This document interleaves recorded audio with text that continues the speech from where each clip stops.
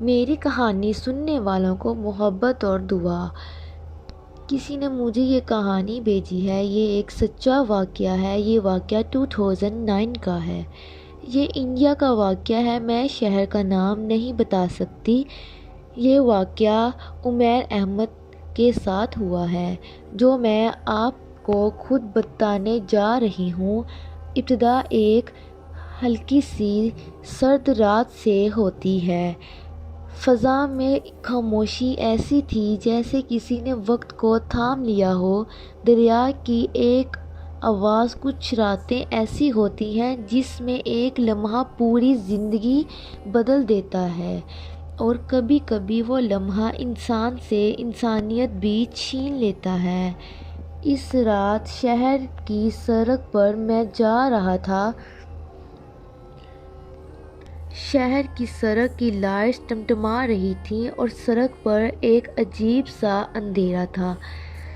مجھے ایسا لگا جیسے دنیا کی سانس رک گئی ہو۔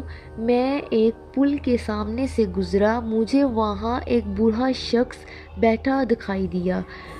بوڑھا آدمی بالکل چپ تھا، مگر آنکھیں دھندلی حیرت سے بھری ہوئی تھیں۔ میں نے پوچھا، بابا جی، یہاں تنہائی میں آپ کیوں بیٹھے ہیں؟ بوڑھا آدمی مسکرایا، لیکن اس کی مسکراہٹ میں ایک عجیب سا خوف تھا۔ وہ آہستہ آواز سے بولا، بیٹا، آج کی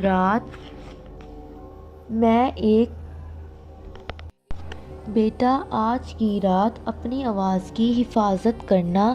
آج جو بولے گا وہ پکارا جائے گا۔ میں حیرانی سے پوچھا، کس نے پکارا جائے گا؟ بوڑھا آدمی کانپتی ہوئی آواز میں بولا، جو زندہ بھی نہیں ہے اور مردہ بھی نہیں ہے۔ اس سے پہلے کہ میں کچھ بولتا، بوڑھا آدمی اچانک سے غائب ہو گیا، جیسے وہ کبھی تھا ہی نہیں۔ میں خوفزدہ ہو کر گھر کی طرف بھاگنے لگا۔ راستے میں ایسے 3 لوگ ملے جو فون کی لائٹ سے ویڈیو بنا رہے تھے۔ انہوں نے یار، ابھی ابھی ہم نے دیکھا کسی کی پرچھائی الٹی سمت میں چل رہی ہے۔ شخص دائیں جاتا ہے لیکن سایہ اس کا بائیں جاتا ہے۔ اس نے سنا تھا کہ میں نے سنا تو میرا دل دھڑکنے لگا۔ ابھی بات وہ کر ہی رہے تھے کہ سامنے فاصلے پر ایک سایہ نمودار ہوا۔ سایہ بغیر کسی انسان کے، اور وہ زمین پر نہیں، ہوا کے اندر چل رہا تھا۔ فون لائٹ جیسے ہی اس پر پڑی، وہ ہوا میں پگھلنے لگا جیسے دھواں خود کو کھا رہا ہو۔ ایک لڑکا کانپتی آواز میں بولا کہ آج یہ کیا ہو رہا ہے؟ میں بولا کہ آج رات کچھ اچھا نہیں ہو رہا۔ یہ کہہ کے میں گھر پہنچا تو گھر کا دروازہ ہلکا سا کھلا ہوا ہے۔ میں نے دیکھا کہ میں تو جب بھی جاتا ہوں کنڈی لگا کر جاتا ہوں۔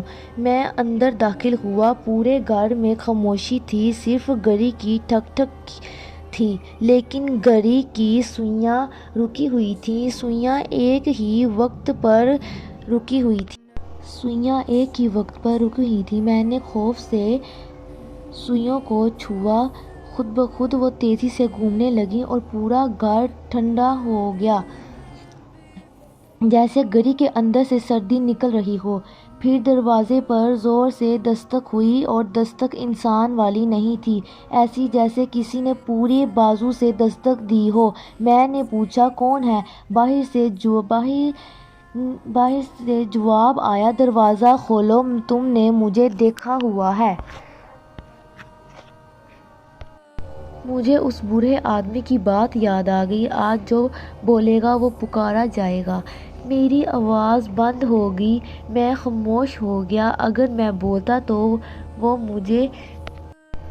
اندر آ جاتا۔ باہر سے پھر دستک کی آواز آئی، میں تمہارا سایہ ہوں، آج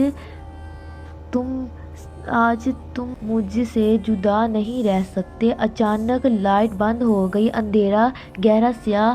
میں نے فون کی ٹارچ آن کی۔ میرے سامنے فرش پر میرا اپنا سایہ کھڑا تھا، لیکن کرسی جتنا اونچا اور 1.5 گنا لمبا اور چہرہ انسانی مگر دھندلا تھا۔ سایہ بولا، میں تمہاری غلطی سے آزاد ہوں۔ تم نے مجھے پل پہ دیکھا اور جیسے انسان دیکھ لے اسے اپنی جگہ چاہیے، مگر سایہ چھت، فرش، ہر جگہ سے نمودار ہونے لگا جیسے وہ گھر کے ہر حصے میں تھا۔ پھر وہ میرے اتنے قریب آیا اور بولا، آج رات میں جیوں گا اور تم میری جگہ سایہ بنو گے۔